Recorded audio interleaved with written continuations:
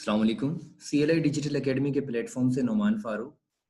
आज की जो हमारे वीडियो का टॉपिक है वो inventory valuation as per IS2 perpetual inventory system समझेंगे इंशाल्लाह और क्यूमुलेटिव एवरेज मेथड के जरिए।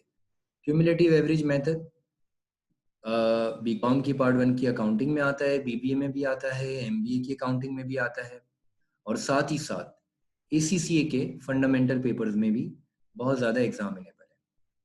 अच्छा जी, इससे पहले मैंने एक वीडियो बनाई थी जिसमें मैंने फीफो मेथड को बहुत ब्रीफली डिस्क्राइब किया था।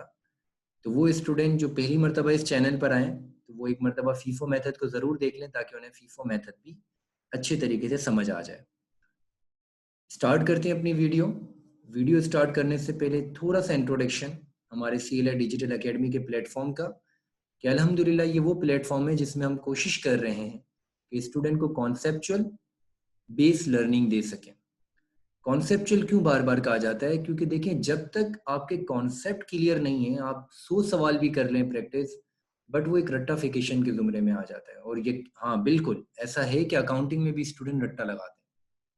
तो हम चाहते हैं कि स्टूडेंट जो है वो रट्टा लगाने के बजाय कॉन्सेप्चुअल लर्निंग करें।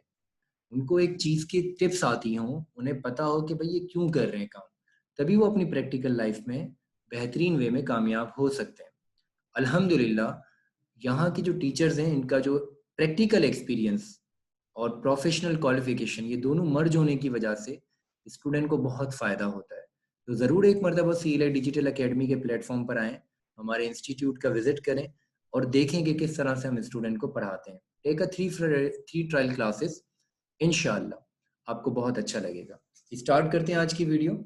Inventory valuation, moving average method या क्यूमुलेटिव एवरेज मेथड, दोनों नाम है इसके। सवाल है हमारे पास, ये हमारे पास डेटा मौजूद है, ठीक है, परचेज का और सेल का। इसे हमें करना है मूविंग एवरेज मेथड के जरिए सॉल्व। शुरू में हमारे पास स्टॉक कितना था? 2500 यूनिट था, 13 रुपए वाला। ये हमने अपने बैलेंस में दिखा दिया तो भाई हमारे पास इतना स्टॉक अवेलेबल था। अच्छा, स्टॉक अवेलेबल जब एक एंट्री हो जाए तो हम इसे डेट को क्लोज कर देते हैं, ठीक है। ये हमारी डेट आ जाएगी यहाँ पर 1 जनवरी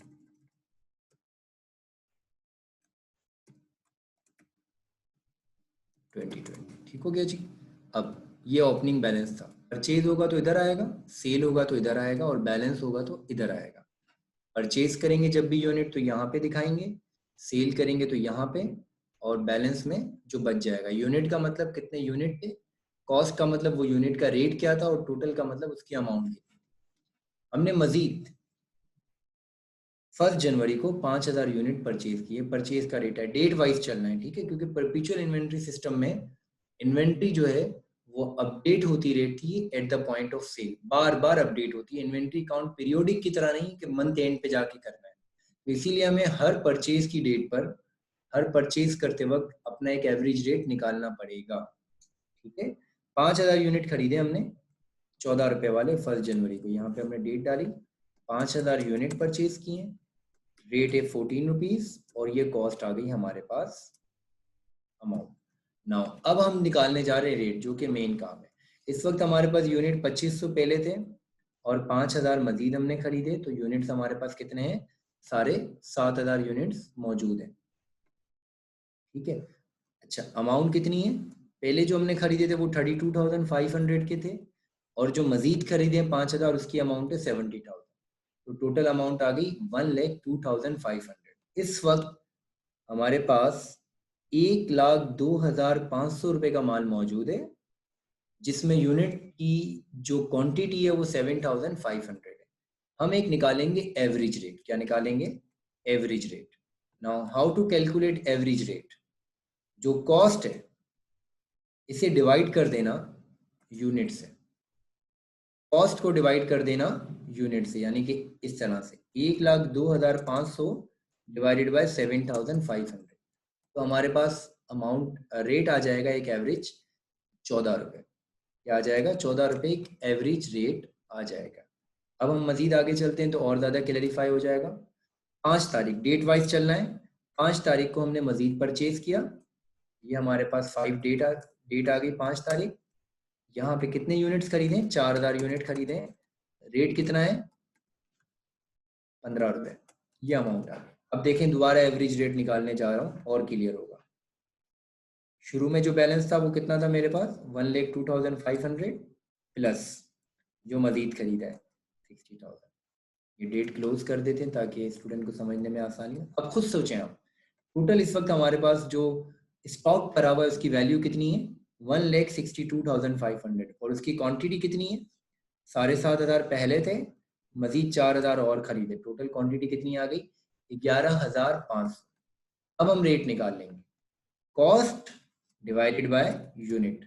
तो फॉर्मूला क्या बना, यहाँ पे लिख भी देता हूँ, cost divided by unit equal to rate, rate आ जाएगा। ठीक हो गया जी। अब यहाँ पे भी हमने क्या किया, 1,62,000 यहाँ पे साइड में लिख देते हैं, डिवाइडेड बाय 11,500, तो हमारे पास एक एवरेज रेट आ गया। अच्छा, ये चूंकि मेरा डेसिमल में नहीं था तो इसलिए ये इशू आ रहा है, इसको डेसिमल में कर देते हैं तो अब क्लियर हो जाएगा। अब क्लियर हो गया, ये डेसिमल फिगर भी आ गया। अब हम आगे चलते हैं। 5 तारीख के बाद 8 तारीख आती है, 8 तारीख, ठीक है, हमने यहाँ पे डेट डाली। अच्छा, इसको क्लोज कर देते हैं, पूरी डेट को ही क्लोज कर देते हैं, ठीक है। 8 तारीख को, 5 तारीख के बाद हमने 8 तारीख को मजीद परचेज किए 7,000 यूनिट। अच्छा, ये जो कितने के खरीदे?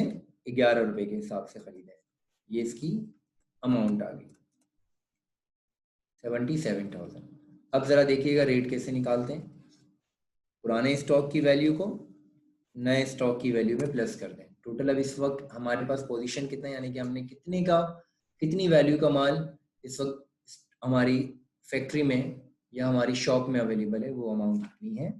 2,39,500। और यूनिट्स कितने? 11,500 यूनिट पहले थे, 7,000 मजीद खरीदे, 18,500। अब हम निकालेंगे average rate, cost divided by unit, ये आ गया हमारा एवरेज रेट।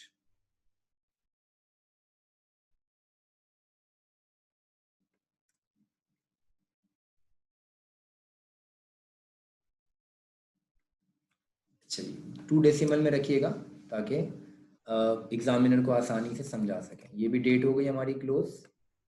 अब हम आगे चलते हैं। अब 8 तारीख के बाद 10 तारीख आती है सेल डेटा में, क्योंकि हम डेट वाइज चलते हैं। 10 तारीख को हमने यूनिट बेचे हैं। अब ये फीफो या लीफो तो है नहीं कि हम देखेंगे कौन सा स्टॉक गया। अब हम रेट निकाल लें। अच्छा, कितने के बेचे हैं? 23 रुपए के। इसका हम कुछ नहीं करेंगे, ये मैंने पहले भी बताया था फीफो की वीडियो में कि ये जो अमाउंट होती है ये इनकम स्टेटमेंट के लिए होती है, कि जब हम इनकम स्टेटमेंट बनाएंगे तो उस वक्त मुझे सेल की अमाउंट चाहिए होगी, तो वो ये रेट है, इसको हम नहीं देखेंगे। हम अपनी कॉस्ट ऑफ गुड सोल्ड निकालने जा रहे हैं। हम क्या निकालने जा रहे हैं? कॉस्ट। हम ये देखेंगे कि उसकी कॉस्ट कितनी है। अब हमने कितने यूनिट बेचे? 6,000, यहाँ पे आ गए 6,000। और रेट किस हिसाब से? जो हमारा लास्ट एवरेज रेट आया है, लास्ट एवरेज रेट के हिसाब से हमने अपना स्टॉक को निकाल दिया, यानी कि सेल कर दिया। अमाउंट आ गई इतनी। अब हम निकालेंगे बैलेंस कितना बचा हुआ है, यहाँ पे कर देते हैं ताकि और क्लियर हो सके।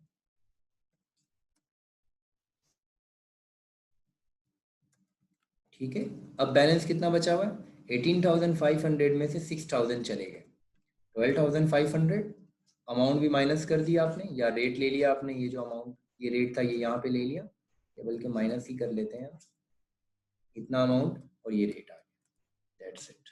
ये भी हो गई क्लोजिंग की। अब माल, अच्छा माल आया तो उस वक्त कितना था? 239,500। अब जब हमने स्टॉक निकाल दिया, इशू कर दिया, तब हमारा बैलेंस कम हो जाएगा। तो अब हमारा बैलेंस कितना बचा है? 1,61,824। आगे चलते हैं हम मजीद। 10 तारीख के बाद 12 तारीख, डेट वाइज चलना है, ये पॉइंट का ख्याल रखिएगा। ऐसा ना हो कि स्टूडेंट पहले परचेज कर लें बाद में सेल करें, ऐसा ना। ये परपेचुअल सिस्टम है। मैंने आपको शुरू में बताया कि हर स्टेज पे हम हर परचेज के ऊपर और सेल के ऊपर सिस्टम अपडेट होता है। अच्छा, 12 तारीख को हमने 9,000 यूनिट खरीदे। कितने के खरीदे हमने? 9,000 यूनिट 13 रुपए के, तो यहाँ पे आ गया 13 रुपीज और ये आ जाएगी इसकी अमाउंट। ठीक हो गया जी। बैलेंस में जाएंगे, 12,500 यूनिट पहले थे, 9,000 और खरीदे, तो अब बैलेंस इतना हो गया, ये अमाउंट था और मजीद इतने का और माल आया। अब हम निकाल लेंगे average rate divided by cost divided by unit, ये रेट आ गया 12.97 और ये हो गई डेट क्लोज। अब हम आगे चलते हैं। 12 तारीख के बाद आती है 13 तारीख, डेट वाइज चलना है। 13 तारीख को हमने 7,000 यूनिट सेल किए। ये 13 तारीख आ गई मेरे पास, सेल की एंट्री है जो सेल के डेटा में चली गई। कितने यूनिट बेचे हमने? 7,000। यहाँ पे आ गए 7,000। कितने के बेचे हैं ये इनकम स्टेटमेंट में आएगा। इस वक्त मेरा जो कॉस्ट, मैं ये कार्ड के जरिए कॉस्ट निकालता हूँ, ये पॉइंट ख्याल रखिएगा। इस रेट का माल गया जो लास्ट एवरेज रेट था, ठीक है। ये आ गई अमाउंट। अब आते हैं बैलेंस में। 21,500 के यूनिट्स थे जिसमें से हमने 7,000 बेच दिए तो बैलेंस कम हो जाएगा। इतनी की अमाउंट थी और इतनी अमाउंट निकल गई तो बैलेंस कम हो जाएगा और रेट आ जाएगा। ये भी हमारा डेटा क्लोज हो गया। इस तारीख की डेट क्लोज कर दी। अब 13 तारीख के बाद 16 तारीख आती है जिसमें हमने यूनिट्स खरीदे। हमने 16 तारीख ली। कितने यूनिट्स खरीदे हमने? हमने खरीदे 3,000 यूनिट। कितने के खरीदे? 10 रुपए के हिसाब से खरीदे। ये अमाउंट आ गई। अब हम आते हैं बैलेंस पर। 14,500 थे, परचेज करेंगे तो यूनिट बढ़ जाएंगे, अमाउंट भी बढ़ जाएगी।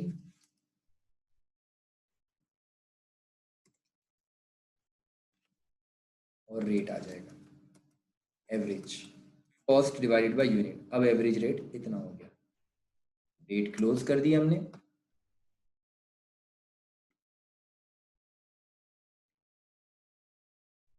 अच्छा जी, आगे चलते हैं हम।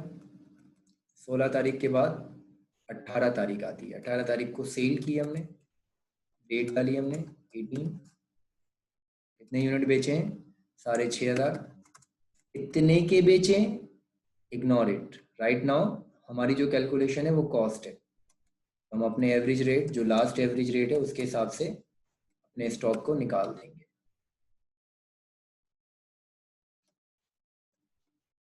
हो गया जी। अब बैलेंस कम हो जाएगा। 17,500 में से ये माइनस कर दिए, इस अमाउंट में से इसे माइनस कर दिया, रेट आ जाएगा। ठीक है, ये इस वक्त बैलेंस की पोजीशन है। 18 तारीख के बाद 22 तारीख को मजीद स्टॉक आपने सेल किया है तो ये 22 तारीख आ गई। कितने यूनिट बेचे हैं आपने? 5,500। ये सेल है।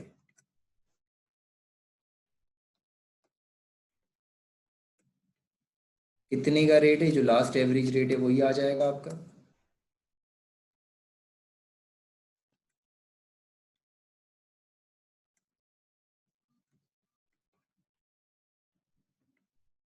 बैलेंस आ जाएगा आपका।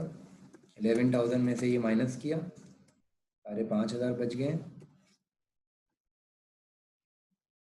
आ गया एवरेज रेट।